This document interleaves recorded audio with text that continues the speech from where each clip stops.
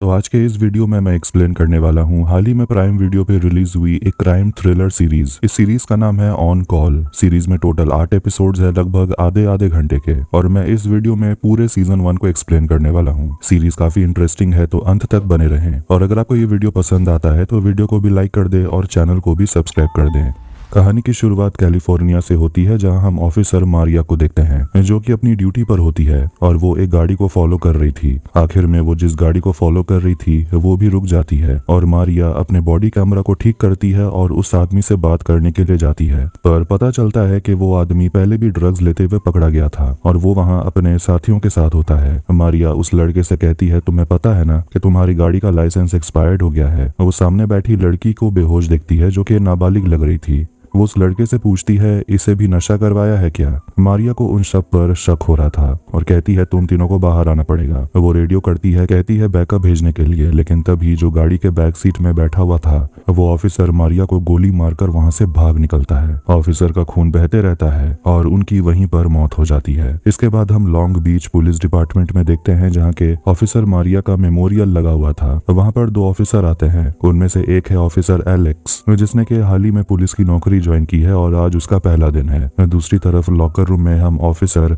Tracy hormone को देखते हैं, जो कि अपनी साथी मारिया के मरने पर बहुत ज्यादा टूट चुकी थी। वो तैयार होकर बाहर आती है और आज से वो ऑफिसर एलेक्स के साथ काम करने वाली है। वो एलेक्स को सार्जेंट लेजमन के साथ बात करते हुए देखती है और लेजमन और हार्मोन की कुछ खास जमती नहीं है। ये देखकर वो एलेक्स से बोलती है कि अगर तुम मेरे साथ काम करना चाहते हो तो चुगली करना बंद करो और बाकी का काम मैं खुद तुम्हें सिखा दूंगी। उसके बाद वहाँ पर लेफ्टिनेंट बिशॉप आती है और पूरे पुलिस डिपार्टमेंट को मारिया के डेथ का रिपोर्ट देती है। कहती है शूटर का नाम था एडी वाटसन और गाड़ी का ड्राइवर था जुआन कॉर्टेज, जो अभी भी खुला घूम रहा है। कहा जाता है कि वाटसन ईस्ट बारियो नाम के दल का सदस्य है और उसे मेनिया का नाम से जाना जाता है। और गाड़ी में जो लड़की देखी गई थी वो भी शायद माइनर थी और उसकी तस्करी हो रही थी, जिसके बारे में उस लड़की को भी शायद नहीं पता था, इसीलिए गोली चलाई गई। इसीलिए लेफ्टिनेंट सभी से कह देती है कि अगर तुम में से किसी को भी ये दोनों दिखाई देता है तो उन दोनों से अकेले उलझने की सोचना भी मत। सभी अपने काम पर जाने लगते हैं, लेकिन लेफ्टिनेंट हार्मोन को बुलाकर उसे कहती है, क्या तुम अकेले रहना चाहती हो? तुम्हारे साथ जो ट्रेनी है उसे किसी और के साथ भेज देती हूँ। मगर हार्मोन कहती है, मैं ठीक हूँ और इसकी कोई जरूरत नहीं। हार्मोन एलेक्स के साथ गाड़ी की तरफ जा रही होती है और वो उसे कहती है अपना बेल्ट साफ करने के लिए, क्योंकि इसी से ऑफिसर की पहचान होती है कि उनकी डिसिप्लिन कैसी है। एलेक्स कहता है अगली बार से ये गलती नहीं होगी। फिर वो उसे एक बैग देती है गाड़ी में रखने के लिए। फिर वो अपनी गाड़ी में जाती है, कुछ पेपर्स लेकर वापस आती है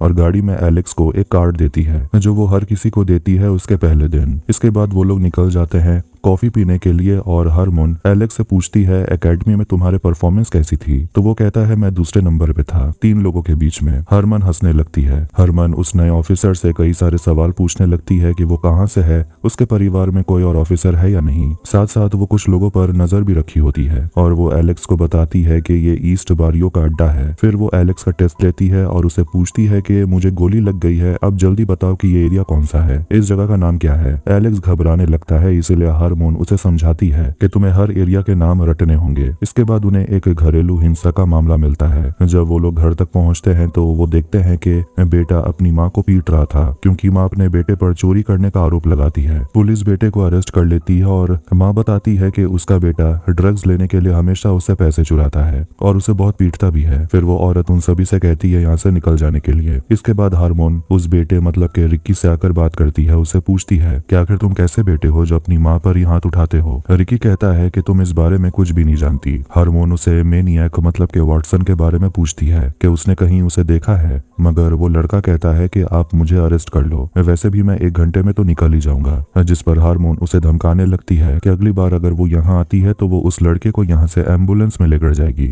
अब ये सब कुछ गलती से एलेक्स अपने बॉडी कैमरा में रिकॉर्ड कर रहा था। एलेक्स को वहाँ पर देखकर वो उसे कहती है कि तुम उस बूढ़ी औरत का स्टेटमेंट लिए कि नहीं। एलेक्स बोलता है कि वो औरत तो खुद को बाथरूम में बंद कर ली है। दोनों दरवाजा तोड़कर अंदर जाते हैं तो देखते हैं कि वो औरत अपने शरीर पर ड्रग्स इंजेक्ट करके बैठी हुई थी। खैर, इसके बाद वो लोग वहां से निकलते हैं और एलेक्स हार्मोन से सर्फिंग के बारे में पूछता है, क्योंकि गाड़ी में उसने सर्फिंग बोर्ड देखा था, लेकिन इस बारे में हार्मोन बात नहीं करना चाहती थी। वो तो रास्ते में जितनी गाड़ी दिख रही है उनके नंबर प्लेट को चेक करने को बोलती है कि उनका लाइसेंस एक्सपायर्ड हो गया है या नहीं। आखिर में उन्हें गाड़ी मिलती है जिसका लाइसेंस एक्सपायर्ड हो गया था। वो लोग सायरन बजाते हैं और गाड़ी को रुकने को बोलते हैं। इसके बाद वो ड्राइवर से जाकर लाइसेंस और रजिस्ट्रेशन चेक करते हैं और वो लड़का खुद कबूल कर लेता है कि उसके गाड़ी में ड्रग्स है। एलेक्स उस लड़के को चेक करता है तो उसे लड़के के भाई का लाइसेंस मिलता है जो कि एक्सपायर्ड हो गया था। फिर वो लड़के को गाड़ी में बंद करते हैं और ग्लव्स पहनकर लड़के की गाड़ी को चेक करते हैं तो उन्हें अंदर से ड्रग्स मिलता है और एलेक्स उस लड़के से बात करता है, कहता है कि अपने पापा को फोन करो। वो लड़का नहीं मानता मगर उसके पास कोई चॉइस भी तो नहीं था, इसीलिए वो कॉल लगाता है और एलेक्स उस लड़के से कहता है अपने पापा से बोलो कि तुम्हें मदद की जरूरत है। उस लड़के के पापा उसे घर बुला रहे थे। अब ये देखकर दोनों ऑफिसर उस लड़के को जाने देते हैं और हार्मोन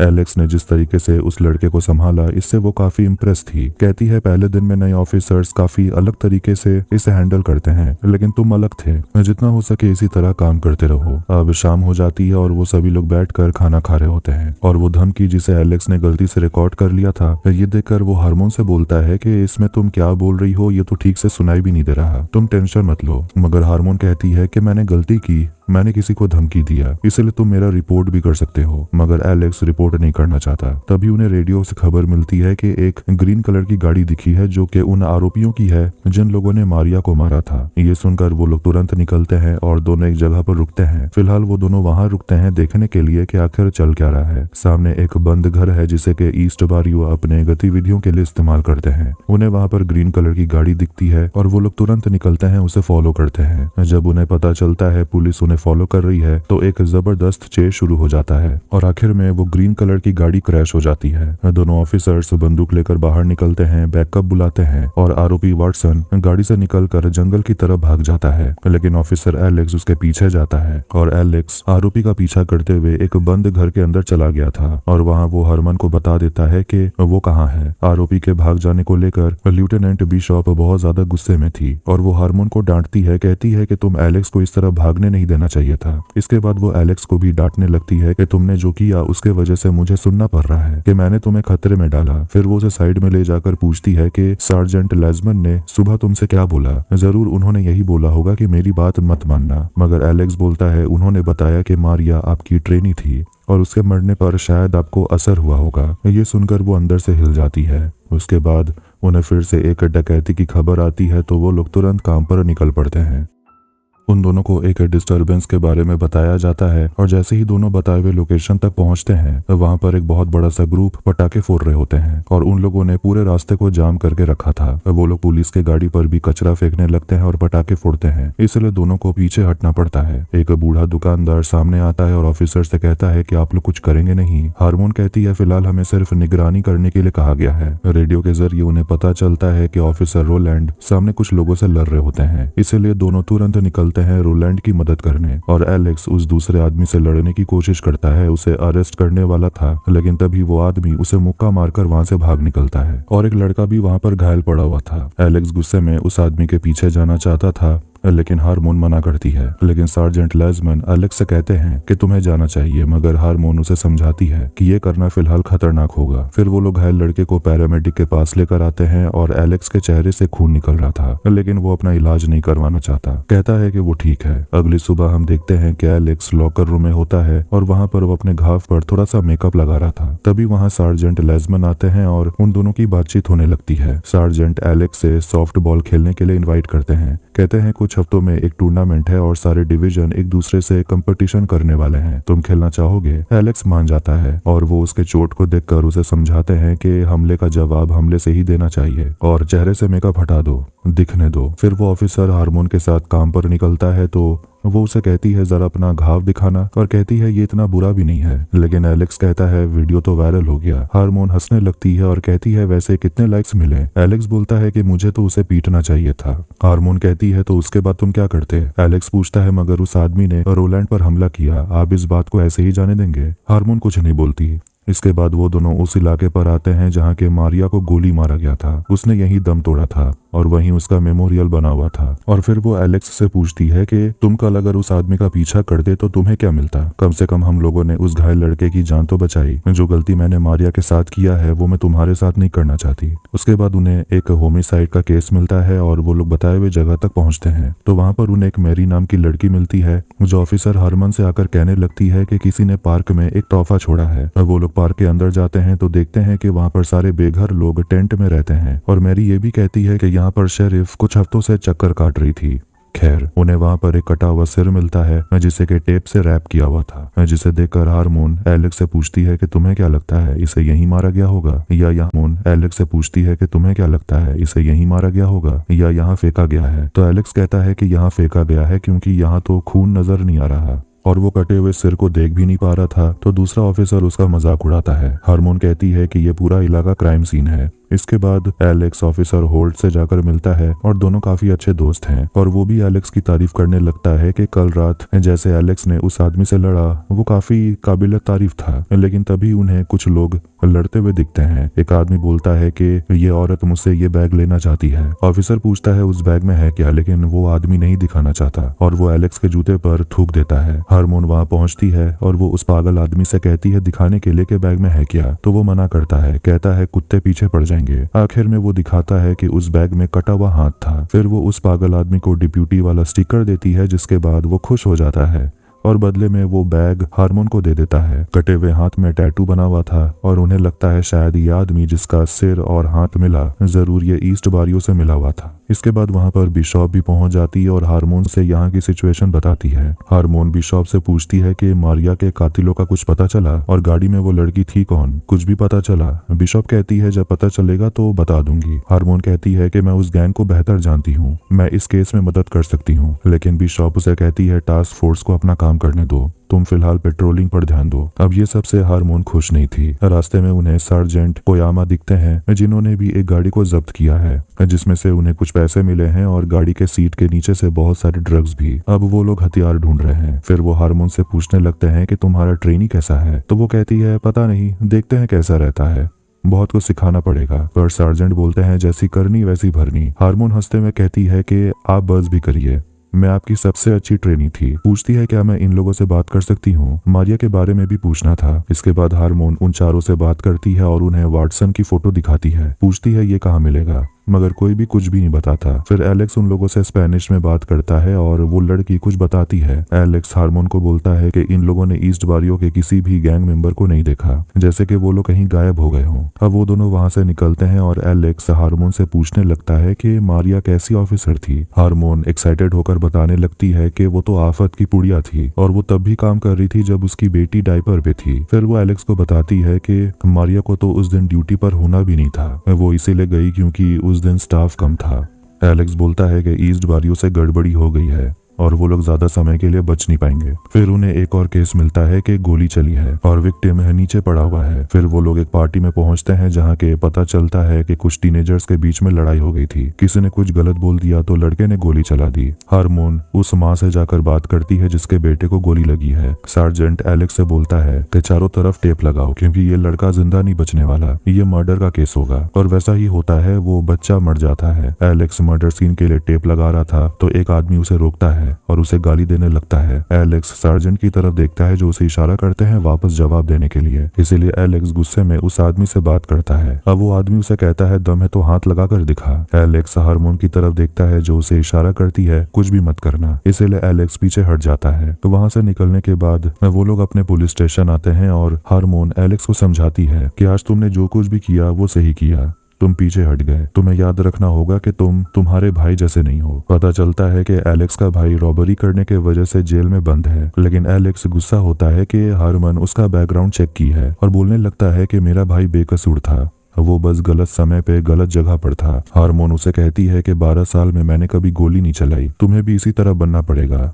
संयम के साथ काम करना है। इसके बाद हारमोन वहाँ पर बिशप से मिलती है जो बताती है तुम सही थी, पार्क में जो कटा हुआ सिर मिला था वो जरूर गैंग मेंबर से रिलेटेड है। जो कटा हुआ हाथ मिला पता चला कि वो जुआन कॉर्टेस का था। मतलब ये हुआ कि ईस्ट बारियो गैंग वालों ने ही अपने एक मेंबर को मार डाला है। और वाटसन की बात की जाए तो वो अभी भी गायब है। सार्जेंट एलेक्स से बात करने के लिए आते हैं और उसे कहते हैं कि तुमने जो किया सही किया। एलेक्स कहता है लेकिन मेरी ऑफिसर ऐसा नहीं मानती। सार्जेंट बोलते हैं कि वो बस तुम्हें सेफ रखना चाहती है। सार्जेंट उसे बॉडी कैमरा वाला वीडियो दिखाते हैं जिसमें कि हारमोन ड्रग एडिक्ट लड़के को धमका रही थी जो रिकॉर्ड हो गया था। सार्जेंट बोलते हैं कि मुझे ये सारे रिकॉर्डिंग कमांडर को दिखाने पड़ते हैं, तुम बताओगे कि आखिर हुआ क्या था, क्या सच में हारमोन ने धमकी दी।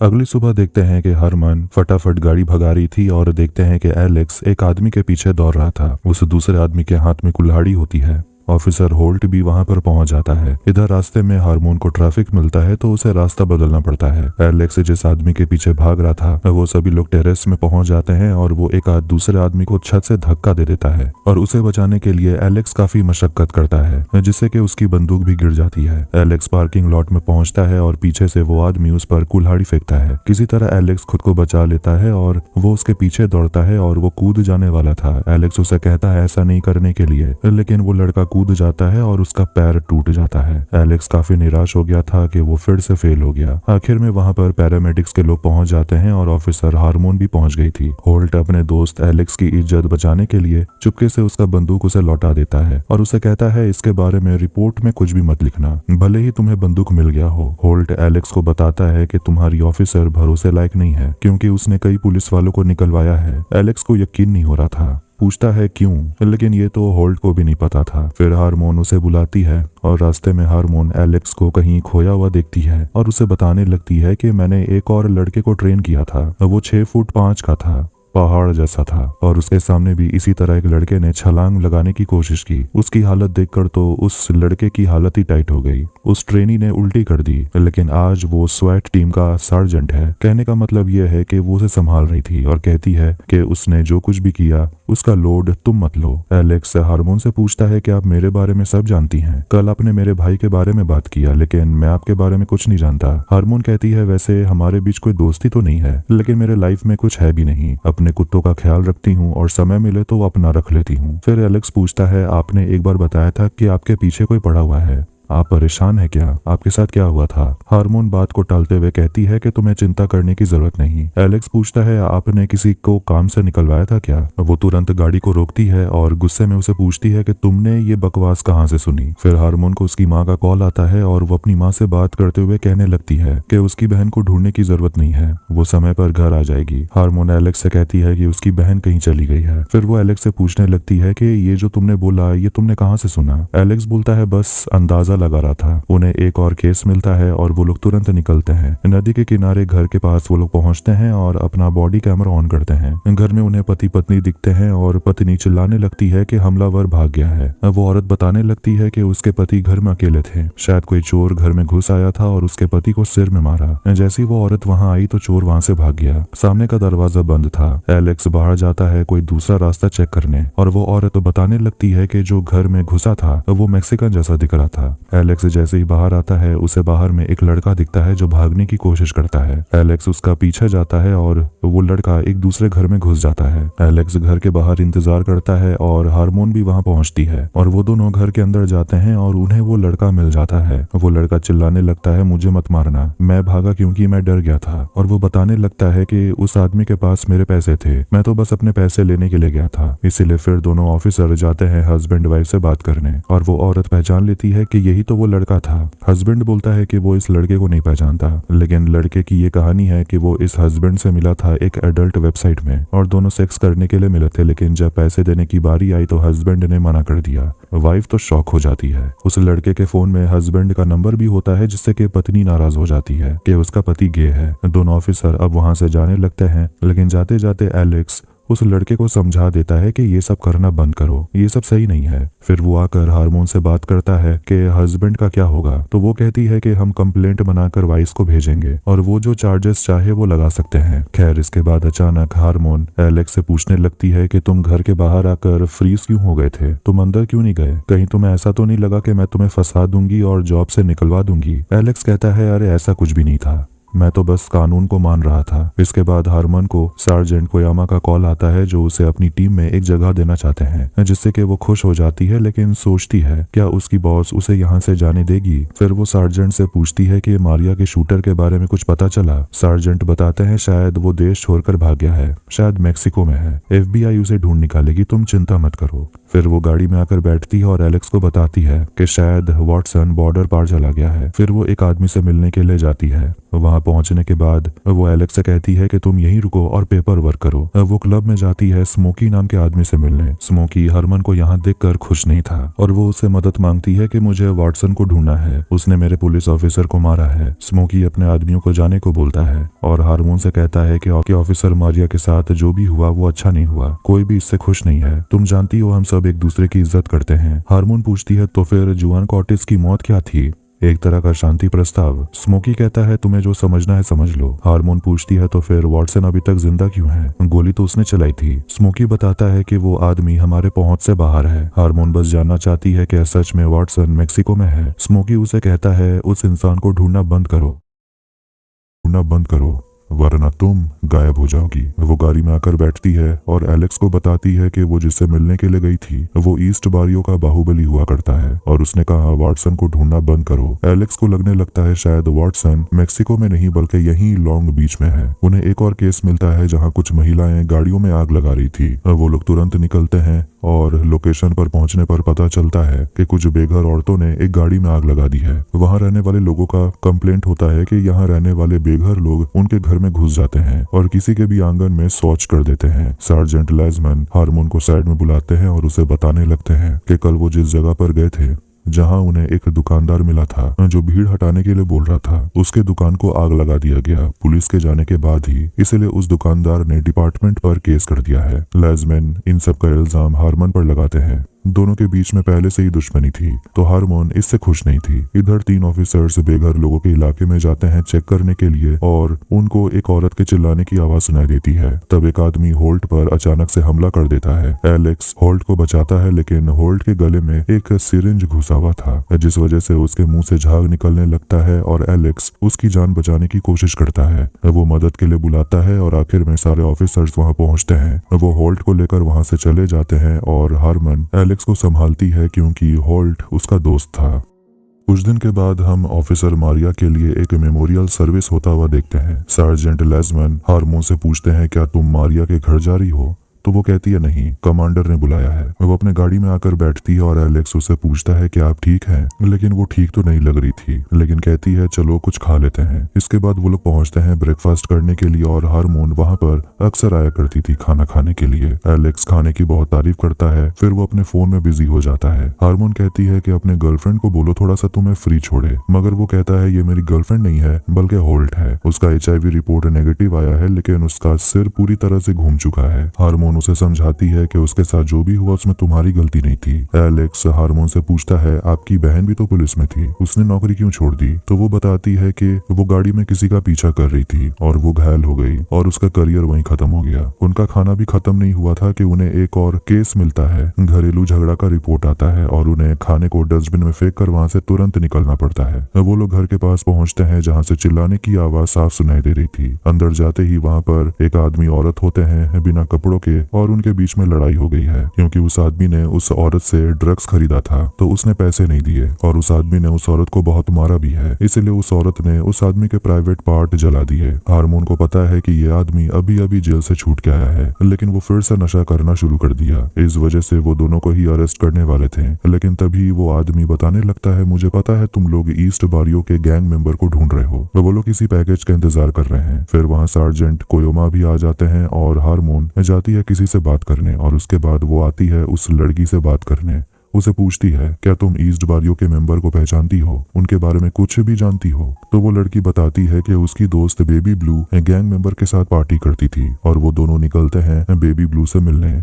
और एलेक्स सोचने लगता है पता नहीं उन लोगों का पैकेज क्या होने वाला है। आखिर में उन्हें बेबी ब्लू दिख जाती है और हार्मोन और एलेक्स जाकर उस लड़की से बात करते हैं और हार्मोन उसे वाटसन की फोटो दिखाती है, पूछती है क्या तुम इसे पहचानती हो, मगर बेबी ब्लू कहती है तुम्हें क्या लगता है कि मैं ईस्ट बारियो के लोगों से पंगा लेना चाहती हूँ। जाते जाते हार्मोन उसे अपना कार्ड देती है, कहती है तुम्हें अगर लगे तुम खतरे में हो तो सबसे पहले मुझे कॉल करना। बेबी ब्लू बता देती है कि वो वाटसन के साथ पार्टी करने के लिए गई थी और आज वो लोग फिर से एक मोटल में आने वाले हैं। रात के समय दोनों मोटल के बाहर नजर रखते हैं और आखिर में उन्हें नोबर्टो नाम का एक ईस्ट बारियो गैंग मेंबर के बारे में पता चलता है जो भी उसी मोटल में पार्टी करने के लिए आया हुआ था। एलेक्स बोलता है इसके बारे में हमें डिपार्टमेंट को खबर करनी चाहिए, लेकिन हार्मोन मना करती है, कहती है वो अकेले जाएगी और एलेक्स को आने की जरूरत नहीं है। एलेक्स पूछता है ऐसा क्यों, तो वो कहती है तुम्हें मुझ पर भरोसा नहीं है क्योंकि तुमने ही मुझसे पूछा था ना कि मैंने किसे काम से निकलवाया। यहाँ भी खतरा हो सकता है और यहाँ शक की कोई गुंजाइश नहीं होनी चाहिए। एलेक्स कहता है मुझे आप पर भरोसा है और मैं आपके साथ हूँ। फिर दोनों मोटल की तरफ जाते हैं और हार्मोन अंदर जाकर मैनेजर से बात करती है और एलेक्स को बाहर में एक औरत मिलती है जो अपनी बिल्ली को ढूंढ रही थी। एलेक्स उसे कहता है आप कमरे में लौट जाइए। हार्मोन आकर बताती है कि ईस्ट बारियो के कुछ मेंबर्स रूम नंबर 112 में छुपे हुए हैं और वाटसन भी अंदर है। पक्की खबर मिलने के बाद हार्मोन बैकअप टीम बुलाती है। आखिर में वहां पर सभी लोग पहुंच जाते हैं और फिर से सार्जेंट लाजमन वही बात दोहराने लगते हैं कि वाटसन मैक्सिको में है, लेकिन हार्मोन को पूरा भरोसा है कि वाटसन यहीं छुपा हुआ है। वो सार्जेंट से कहती है एक बार मुझ पर भरोसा करिए। सार्जेंट हार्मोन से कहता है कि तुम इसे लीड करोगी, जो भी होगा उसकी जिम्मेदार तुम होगी। आखिर में सारे ऑफिसर्स टीम बनाकर रूम नंबर 112 में घुस जाते हैं, लेकिन उन्हें बाथरूम में एक लड़की मिलती है जो बहुत डरी हुई थी। तभी दूसरे कमरे से पुलिस पर फायरिंग होने लगती और आखिर में उन्हें गैंग मेंबर्स मिल जाते हैं। हार्मोन 2 लोगों को शूट कर देती है और वाटसन भागने की कोशिश करता है। हार्मोन उसके पीछे जाती है और दौड़ते हुए एक खाली गोदाम तक पहुंचती है और जल्दी से बैकअप टीम को आने को बोलती है। तभी पीछे से वाटसन हार्मोन पर हमला कर देता है और दोनों में लड़ाई होने लगती है। वो आरोपी पर बंदूक तान देती है, लेकिन तभी वहां सार्जेंट लाजमन पहुंच जाते हैं और वाटसन को पकड़ लेते हैं। इसके बाद हार्मोन एम्बुलेंस में आती है और उस लड़की से बात करती है जो उन्हें रूम नंबर 112 में बाथरूम में मिली थी। वो लड़की को बताती है कि डिटेक्टिव तुमसे बात करने आएंगे, मगर लड़की कहती है मुझे किसी पर भरोसा नहीं है। हार्मोन कहती है मैं तुमसे मिलने आऊंगी। फिर उस लड़की को हॉस्पिटल ले जाया जाता है। कोयामा हार्मोन से बात करने लगता है, पूछता है तुम्हारा ट्रेनी कैसा है। वो कहती है बिल्कुल वैसा जैसा मैंने सोचा था। कोयामा हार्मोन को समझाता है कि तुमने पहली बार गोली चलाई है, तुम्हें थोड़ा अजीब तो लगेगा, लेकिन तुमने जो किया सही किया। चेंजिंग रूम में हार्मोन को बिशॉप मिलती है और कहती है कि आज तुमने बहुत कुछ सहा है। वैसे ये बताओ कि तुम्हें कैसे पता चला कि वाटसन उस मोटल में मिलेगा। हार्मोन कहती है शायद मेरी किस्मत अच्छी थी। बिशॉप को शक होने लगता है कि एक पूरी टास्क फोर्स वाटसन को पकड़ने के पीछे लगी हुई थी, लेकिन हार्मोन लकी निकली।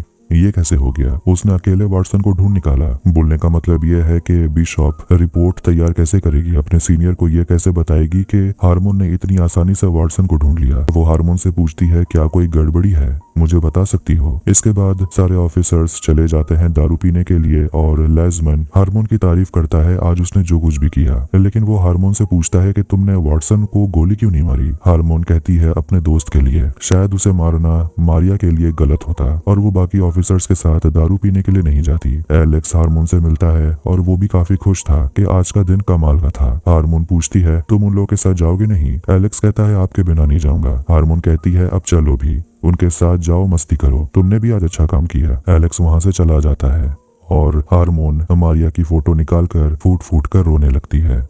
अगले दिन हम दोनों को देखते हैं गाना सुनते हुए दोनों रास्ते में आगे बढ़ते हैं और आज एलेक्स का मूड खराब लग रहा था। वो बताता है उसकी गर्लफ्रेंड और उसका ब्रेकअप हो गया और वो अपनी गर्लफ्रेंड को मूव होने में मदद कर रहा था किसी दूसरे घर में। उसकी गर्लफ्रेंड ने उसे डंप कर दिया।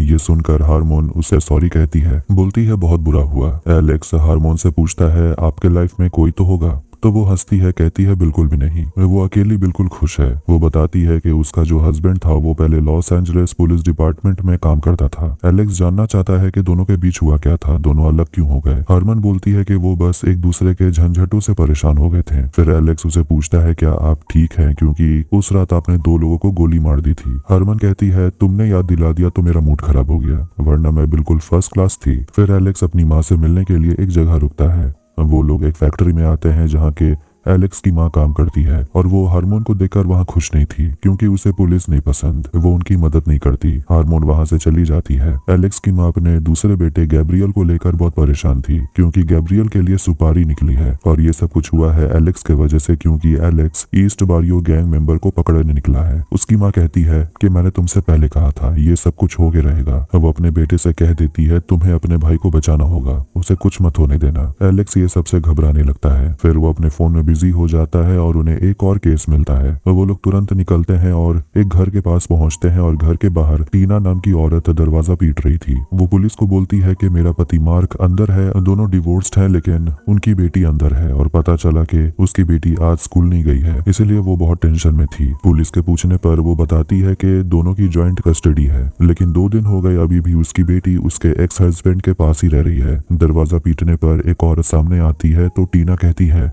ये मार्क की नई गर्लफ्रेंड है। हार्मोन लड़की से कहती है तुम्हें दरवाजा खोलना होगा। वो घर के अंदर जाती है और एक कमरे में वो स्कूल बैग देखती है और गर्लफ्रेंड बोलने लगती है कि हो सकता है लड़की मार्क के साथ आइसक्रीम खाने के लिए गई हो। हार्मोन को लगता है शायद छोटी बच्ची लापता हो गई है, इसलिए वो लोग गर्लफ्रेंड को घर से बाहर ले जाते हैं। उन्हें घर के पीछे एक और शेड मिलता है और वहाँ मार्क अपनी बेटी के साथ पता नहीं कुछ कर रहा था, चेयर में बांधकर। वहाँ पर एक एग्जॉर्सिस्ट भी था। पुलिस को देखकर दोनों बाहर निकलते हैं और वो छोटी बच्ची बेहोश लग रही थी। हार्मोन बच्ची को बाहर लेकर आती है और टीना को सौंपती है। फिर वो मार्क से पूछती है कि आखिर तुम अपनी बेटी के साथ क्या कर रहे थे। मार्क बोलता है उसकी बेटी पर भूत आ गया था। हार्मोन गुस्सा हो जाती है और कहती है कि वो 10 साल की बच्ची है, माँ बाप के अलग होने की वजह से उसकी लाइफ उथल पुथल हो गई, उसे तो तुम जैसे भूत से बचना चाहिए। पैरामेडिक्स आए हुए थे उस बच्चे को संभालने के लिए और उसमें से एक ऑस्टिन हार्मोन से बात करने लगता है। ऐसा लगता है दोनों के बीच पहले कोई रिलेशनशिप था और वो हार्मोन को बताता है तुम्हारी बहन मिल गई है, तुम्हें उससे बात करनी चाहिए, जो भी हो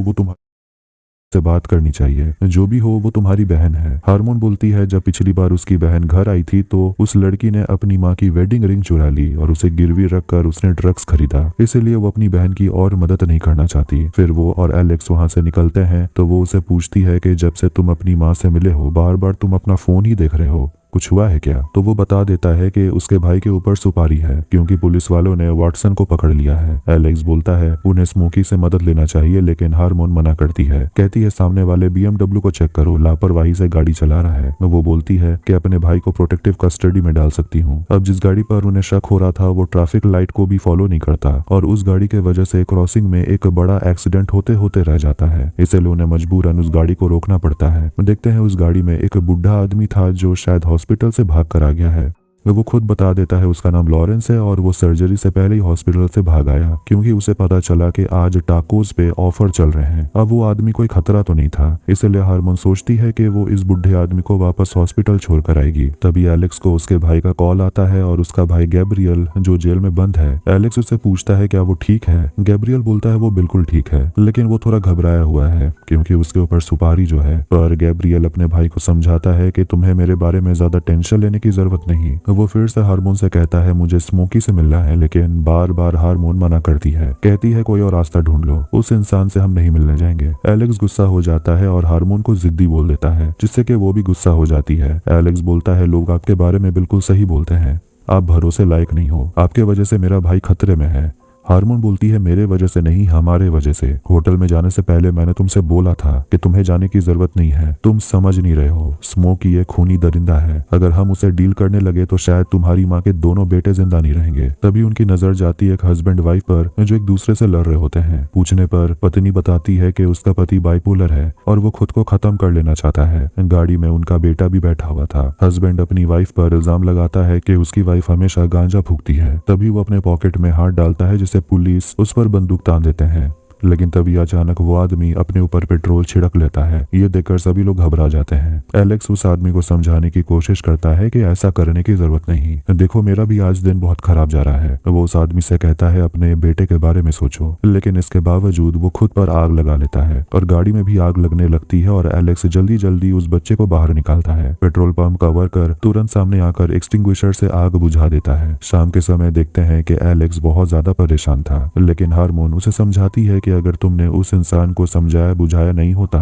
तो शायद आज वो जिंदा नहीं होता, कम से कम आज वो वेंटिलेटर के सहारे जिंदा तो है। हारमोन बोलती है कि वो खुद एक बार एक छोटी बच्ची को नहीं बचा पाई थी और वो एलेक्स को समझाती है कि ऐसे केसेस हमें अंदर से तोड़ देते हैं। और वो कहने लगती है कि तुम जो मुझ पर शक करते हो, पता है 1 साल पहले क्या हुआ था? सार्जेंट लेजमैन का पार्टनर एक आरोपी पर टूट पड़ा था। मैंने उसे हटाया लेकिन उसने मुझे धक्का दे दिया, इसीलिए उस ऑफिसर को निकाल दिया गया और जिसने भी उस ऑफिसर की मदद की उन्हें भी निकाल दिया गया। और उस इंसिडेंट की वजह से लेजमैन को लेफ्टिनेंट वाली पोजीशन नहीं मिली जो आखिर में बिशप को मिल गया। लेकिन लोगों को लगता है कि ये सब मेरे वजह से हुआ, लेकिन मैंने तो कभी कंप्लेंट फाइल की नहीं थी। अब तुम्हें सच पता चल गया है तो इसके बाद से मेरी ईमानदारी पर सवाल मत उठाना। अगले दिन दोनों को देखते हैं जो दो लोगों के बीच में झगड़े को सुलटा रहे थे। एक आदमी बोलता है कि इस लड़के ने गाड़ी इतनी तेज चलाई कि उस लड़के ने एक कुत्ते को घायल कर दिया। उस डॉग की हालत देखकर तुरंत हारमन एलेक्स को बोलती है एनिमल कंट्रोल को फोन करो। आखिर में वहां पर लेजमैन भी पहुंच जाता है और पूछता है कि यहाँ हो क्या रहा था। हारमोन कुत्ते का ख्याल रख रही थी और लेजमैन उन लोगों से पूछता है कि क्या कोई गवाह है जिसने उस लड़के को देखा हो कुत्ते को ठोकते हुए, लेकिन ऐसा कोई विटनेस नहीं था। कुत्ते की हालत खराब थी और एनिमल कंट्रोल को आने में 2 घंटे लगेंगे। हारमोन कहती है कि मैं इसे लेकर हॉस्पिटल जाऊंगी। लेजमैन कहता है ये जिंदा नहीं बचेगा और आखिरी उपाय जो वो सोच रहा था हारमोन उसके खिलाफ थी। वो जबरदस्ती उसे उठाकर हॉस्पिटल ले जाने की कोशिश करती है, लेकिन इससे कुत्ते को बहुत ज्यादा दर्द हो रहा था। वो बहुत तकलीफ में था। लेजमैन बोलता है कि तुम उसे और तरपा रही हो। हारमोन सभी को अपने अपने घर जाने को बोलती है और उनसे कहती है कि जो भी होने वाला है अपने बच्चों को देखने मत देना। लेजमैन उस कुत्ते को दर्द से आजाद कर देता है और बंदूक की आवाज सुनकर हारमोन तो अंदर से हिल जाती है। वो दोनों वहां से निकलते हैं और एलेक्स हारमोन से माफी मांगता है क्योंकि उसने पहले उसे जिद्दी बोल दिया था। कहता है मैंने लाइन क्रॉस किया। एलेक्स को उसकी माँ का कॉल आ रहा था जिसे कि वो इग्नोर करता है। वो हारमोन को बताने लगता है कि कल ही जेल में गैब्रियल पर 3 लोगों ने हमला किया। ये सुनकर हारमोन बोलती है हम लोग स्मोकी से मिलने जाएंगे। वो लोग क्लब पहुंचते हैं और अंदर जाने से पहले वो एलेक्स को समझा देती है कि कुछ भी हो जाए तुम अपना मुंह बंद ही रखना। वो लोग अंदर जाकर स्मोकी से मिलते हैं और अंदर में कई सारे लोग बैठे हुए थे।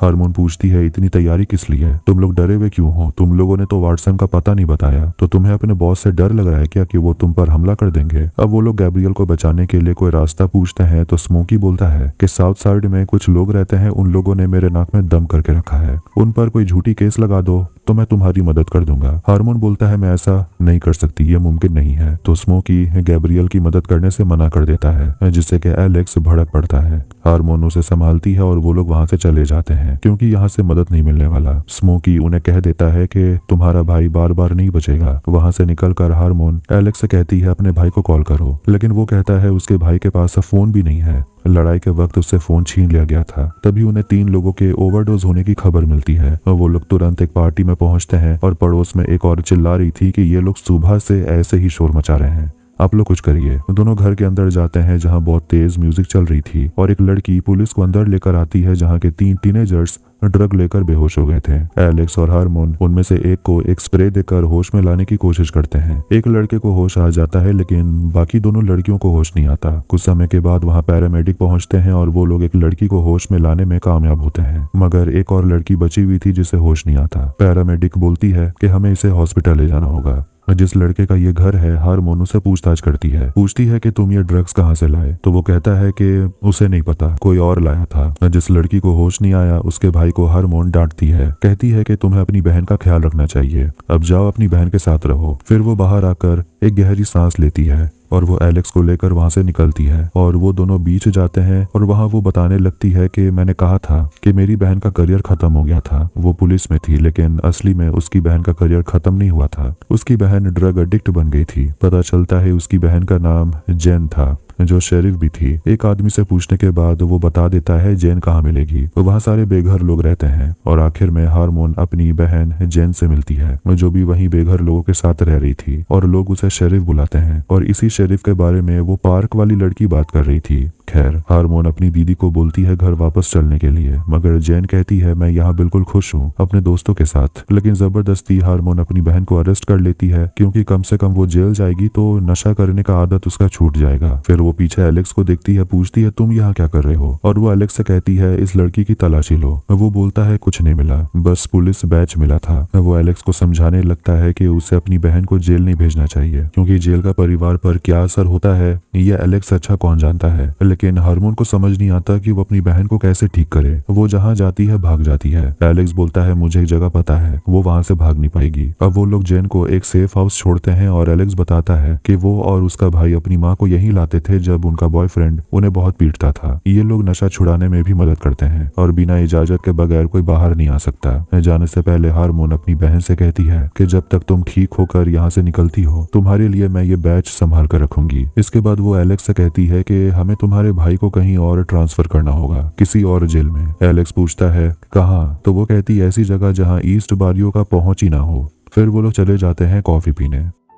इसके बाद देखते हैं कि एक दिन ऑफिसर मारिया के मम्मी पापा पुलिस स्टेशन आए हुए थे और वो अपनी बेटी के तस्वीर को देखते हैं जिसे सम्मान देने के लिए बाकी ऑफिसर्स के साथ दीवार पर लगाया गया था। वहाँ पर एलेक्स मारिया की दोनों जुड़वा बेटियों के साथ खेल रहा था। तभी उसे मिलने के लिए पुलिस स्टेशन में उसकी माँ आ जाती है और पूछने लगती है गैब्रियल का ट्रांसफर हो गया है और मैं उसे कांटेक्ट नहीं कर पा रही, वो है कहाँ। एलेक्स कहता है वो जहाँ भी है सेफ है, मैंने ही उसका ट्रांसफर करवाया। और वो अपनी माँ को भी नहीं बताता कि आखिर गैब्रियल है कहाँ, बस प्रोटेक्शन के लिए। उसकी माँ का बॉयफ्रेंड भी वहीं पर था जिससे कि एलेक्स की नहीं बनती। हारमन वहाँ पर आती है और एलेक्स की माँ पूछती है क्या गैब्रियल का ट्रांसफर तुमने करवाया। हारमन कहती है ये बहुत बड़ा चमत्कार है कि तुम्हारा बेटा अभी भी जिंदा है, शुक्र मनाओ। तो वो हारमन से हाथ मिलाती है और उसे थैंक यू कहती है। हारमोन उस औरत से कहती है आपको एलेक्स पर प्राउड होना चाहिए, आपने इसे अच्छा बड़ा किया है। इसके बाद दोनों स्मोकी के इलाके में आते हैं और वहाँ स्मोकी के दुकान के सामने एक लड़का घायल पड़ा हुआ था, उसकी हालत बहुत खराब है। एक ऑफिसर उन दोनों को स्टोर में लेकर आता है और वहाँ पर डकैती हुई थी। 3 लोग आए थे और वो लोग यहाँ से कैश चुरा के लेके गए हैं। डकैत और सिक्योरिटी के बीच में गोलीबारी हुई तो बाहर जो लड़का पड़ा हुआ है उसे गोली लग गई थी, लगता नहीं है वो बच पाएगा। अंदर में एक औरत होती है जो बहुत डरी हुई थी और हारमोन उसे संभालती है और फिर वो औरत बताने लगती है कि 3 लोग अंदर आए थे और वो लोग मास्क पहने हुए थे, लेकिन उनके पहनावे से ऐसा लगता है जैसे वो लोग ईस्ट बारियों से थे और उन्हें पता था कि यहाँ तिजोरी कहाँ है। तिजोरी की हालत देखकर ऐसा लगता है जैसे ये जरूर किसी अंदर के आदमी का काम है। इसके बाद उन्हें रेडियो के जरिए एक और केस के बारे में पता चलता है। औरत 3 घुसपैठियों के बारे में रिपोर्ट कर रही थी जो मास्क पहने हुए थे। ये सुनते ही हारमोन और एलेक्स बताए हुए लोकेशन तक पहुंचते हैं और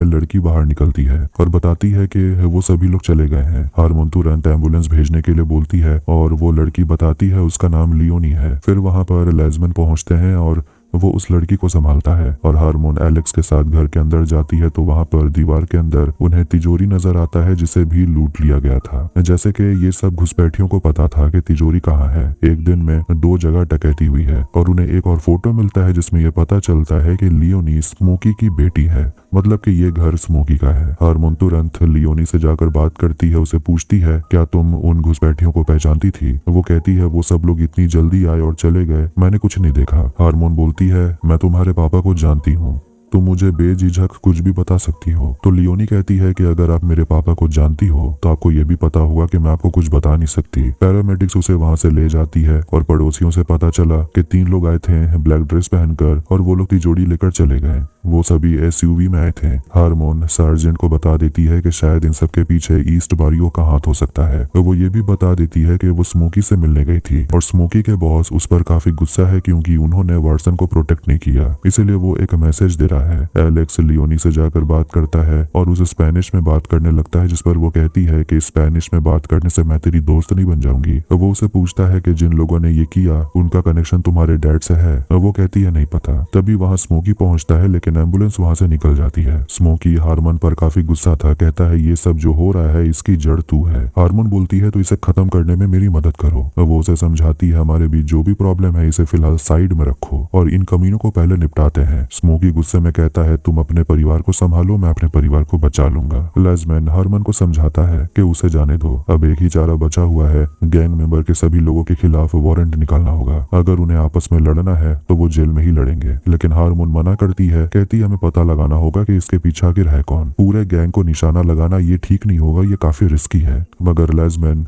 उसकी बात नहीं सुनता। पुलिस डिपार्टमेंट में वो ऑफिसर्स को कह देता है कि हमें इन गैंग मेंबर्स पर कोई रहम नहीं दिखाना है, आज रात सबको पकड़ेंगे। बिशॉप हारमन से कहती है कि अगर तुम्हें नहीं जाना तो मत जाओ, मगर एलेक्स कहता है हम लोग जाएंगे। रास्ते में हारमोन कहने लगती है कि उन लोगों के अरेस्ट होने से कुछ भी नहीं होने वाला, आज रात जेल में बिताएंगे, कल सुबह फिर निकल जाएंगे। मगर एलेक्स को लगता है कम से कम उन लोगों को सबक तो मिलेगा। दोनों में थोड़ी अनबन हो जाती है क्योंकि एलेक्स चाहता है कि सब के सब जेल में बंद हो जाए क्योंकि उन लोगों ने ही उसके भाई को मारने की सुपारी दी थी। मगर हारमोन को ये रास्ता ठीक नहीं लगता। वो उसे पूछती है लियोनी ने कुछ बताया। एलेक्स बोलता है मगर वो कुछ बताना तो चाहती थी। तो हारमोन कहती है कि अगर ये सब रोकना है तो उसे मिलना होगा। हॉस्पिटल में एलेक्स लियोनी से जाकर मिलता है, उसका हालचाल पूछता है और वो उसके हाथ पर शेर का टैटू देखता है। पूछता है आखिर शेर ही क्यों? तो वो बोलती है मेरे पापा मुझे शेरनी बुलाते थे। एलेक्स लियोनी को समझाता है कि तुम्हारे पापा की भी जान खतरे में है, इसलिए अगर उन लोगों का नाम बता दो तो शायद तुम्हारे पापा भी बच जाएंगे। वो कहती है कि अगर वो लोग वापस आ गए तब क्या करूंगी? तो एलेक्स उसे अपना नंबर देता है। बाहर आकर हारमोन को वो बता देता है कि लड़की ने एक नाम बताया, एडगर टोरेस, जो पहले स्मोकी का बॉडीगार्ड हुआ करता था। फिर वो लोग एडगर के घर पहुंचते हैं और उन्हें लिविंग रूम में एक आदमी मरा हुआ मिलता है। अंदर में उन्हें एडगर मिलता है जिसकी भी हालत बहुत खराब थी। हारमोन तुरंत एम्बुलेंस को बुलाती है और एडगर से पूछती है क्या स्मोकी ने ये सब किया? मगर कुछ बताने से पहले ही एडगर दम तोड़ देता है। एलेक्स बोलता है कि अगर 3 में से 2 ये हैं तो तीसरा भी जल्दी मारा जाएगा। फिर उन्हें रेडियो से खबर मिलती है कि बहुत सारे ईस्ट बारियो के लोग गिरफ्तार हुए हैं। दोनों देखते हैं कि गैंग के मेंबर्स को अरेस्ट किया जा रहा था और ऐसे बहुत सारे मेंबर्स हैं जो बस टीनेजर्स हैं और कुछ मेंबर्स के तो परिवार भी हैं और उन सभी को अरेस्ट करके उनकी लाइफ बर्बाद हो रही है। एलेक्स को समझ आ जाता है कि ये गैंग मेंबर्स को अरेस्ट करना सही नहीं था। गुस्से में आकर हारमोन लेज़मैन पर गुस्सा निकालती है, कहती है कि आपने लोगों का भरोसा तोड़ा है, यहाँ के लोगों की जिंदगी आपने बर्बाद कर दी। लेज़मैन बोलता है कि ये मेरा तरीका है लेकिन ये तो बस शुरुआत है। एलेक्स हारमोन को वहाँ से ले जाता है और हारमोन बहुत ज्यादा गुस्से में थी क्योंकि आज उन लोगों ने जो किया इसका भुगतान उन्हें करना ही पड़ेगा। एलेक्स को भी पता था ये सबसे कुछ नहीं होने वाला। कोआमा अकेले में हारमोन से बात करता है और वो उसकी हिम्मत की तारीफ करता है कि वो लेज़मैन के खिलाफ खड़ी हुई और उसे सवाल पूछी। वो बोलता है कि स्मोकी जल्दी हमारे कब्जे में होगा ड्रग्स के वजह से, क्या तुम हमारे साथ हो? वो कहती है बिल्कुल।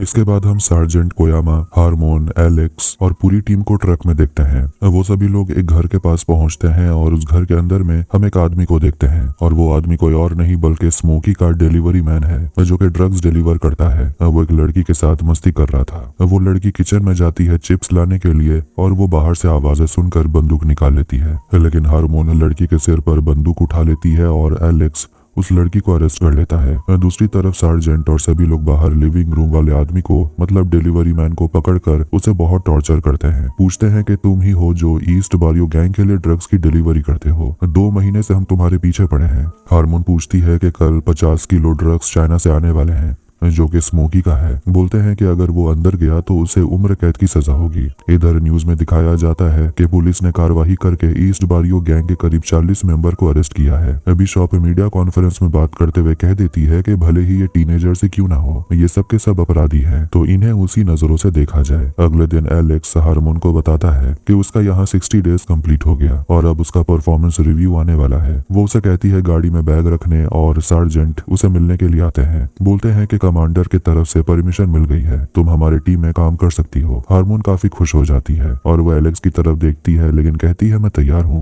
फिर वहाँ लेज़मैन आता है और वो लोग स्मोकी के बारे में बात कर रहे थे कि आज वो उसे पकड़ने वाले हैं क्योंकि आज उसका माल आने वाला था और किसी भी कीमत पर वो अपना 50 किलो माल छोड़ने वाला तो नहीं था। कोयामा लेज़मैन को बता देता है कि अब से हारमोन उसके साथ काम करेगी उसके टीम में। फिर वो अपनी टीम को प्लान समझा रहा होता है लेकिन एलेक्स कहने लगता है कि अगर हम स्मोकी को ट्रक के साथ नहीं पकड़ सकते कम से कम मर्डर के लिए तो अंदर कर ही सकते हैं। जिस पर कोयामा उसे बोलने लगता है कि तुम अपने भाई को लेकर अभी भी बहुत ज्यादा गुस्से में हो, इसीलिए ज्यादा दिमाग मत चलाओ। जोश में होश खो लेने वाले बेवकूफ लोग मुझे मेरे टीम में नहीं चाहिए। हारमोन बोलती है ये ऐसा कुछ भी नहीं करेगा। रात में वो सभी लोग डिलीवरी मैन पर नजर रखने के लिए पहुंच गए थे और एलेक्स हारमोन से कोयामा के बारे में पूछने लगता है कि आप उसे कब से जानती हैं? तो वो बताती है कि वो मेरे ट्रेनिंग ऑफिसर थे। एलेक्स बोलता है वो थोड़े खड़ूस भी है। हारमोन बोलती है कि ये लोग फौलाद की तरह मजबूत हैं और एकदम एक्टिव। एलेक्स कहता है ये लोग गुंडे से कम नहीं है। फिर हारमोन उसे बता देती है कि वो कोयामा का टीम ज्वाइन करने वाली है। तभी उन्हें रेडियो से खबर मिलती है कि स्मोकी अपना माल लेने के लिए आने वाला है और वो लोग अपना प्लान स्टार्ट करने वाले हैं। वो लोग उस ट्रक का पीछा करेंगे जिसमें कि उसका माल है और वो लोग देखते हैं कि डिलीवरी वाला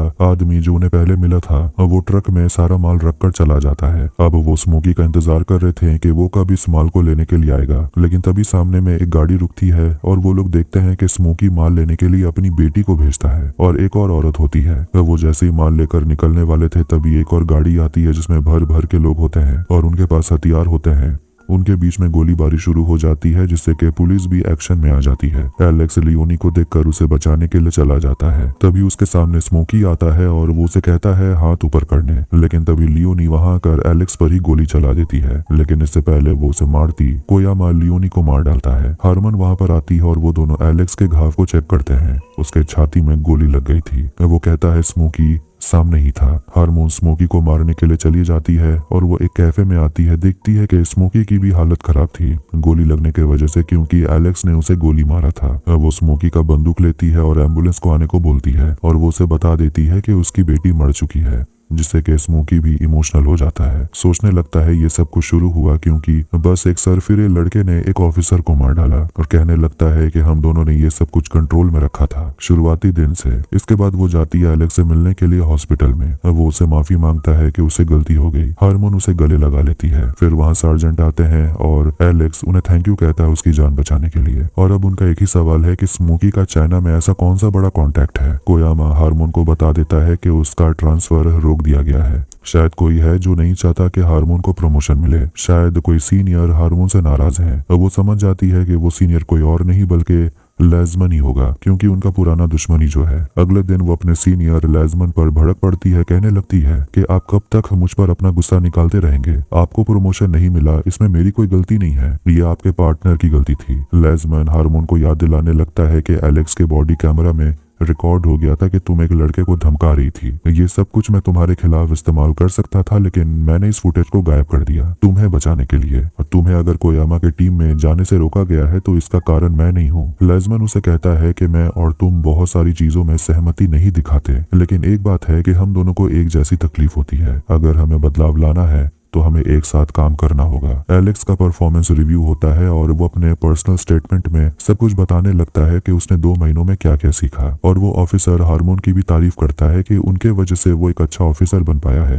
वो सपने में भी नहीं सोच सकता था कि वो एक बेहतर ऑफिसर ही नहीं बल्कि एक बेहतर इंसान भी बन पाएगा। और इसके लिए वो हारमोन को थैंक यू कहता है। लेकिन हारमोन जो हमेशा सच का साथ देती है, यहाँ भी वो एलेक्स को फेवर न करते हुए सच ही कहती है कि एलेक्स हिम्मत वाला तो है, लेकिन वो हमेशा खुद को डेंजरस सिचुएशन में फंसा लेता है। इसीलिए वो चाहती है कि एलेक्स अपनी ट्रेनिंग फिर से डे 1 से शुरू करे। बिशॉप हक्की बक्की हो जाती है और वो एलेक्स से पूछती है कि तुम्हें कुछ बोलना है, लेकिन एलेक्स भी सुन हो गया था। बिशॉप उसे कह देती है कि तुम्हारी लेना आसान नहीं था। एलेक्स बोलता है आपको प्रमोशन नहीं मिला इसलिए आपने मुझे निशाना बनाया। हारमोन बोलती है देखा, इसीलिए मुझे ये कठिन डिसीजन लेना पड़ा। मैं बस ये चाहती हूँ कि तुम अच्छे ऑफिसर बनो। एलेक्स बोलता है मैं मारिया नहीं हूँ। वो कहती है बिल्कुल तुम मारिया नहीं हो। मैं नहीं चाहती कि उसके साथ जो हुआ वो तुम्हारे साथ भी हो। इसीलिए वो उसे कह देती है कि इसके बाद भी एलेक्स उसी के साथ काम करेगा। गाड़ी में बैठने के बाद एलेक्स वो कार्ड जो सबसे पहले दिन हारमन ने उसे दिया था वो वापस हारमोन को लौटा देता है। इसके बाद वो दोनों वापस से अपने पेट्रोलिंग ड्यूटी पर निकल पड़ते हैं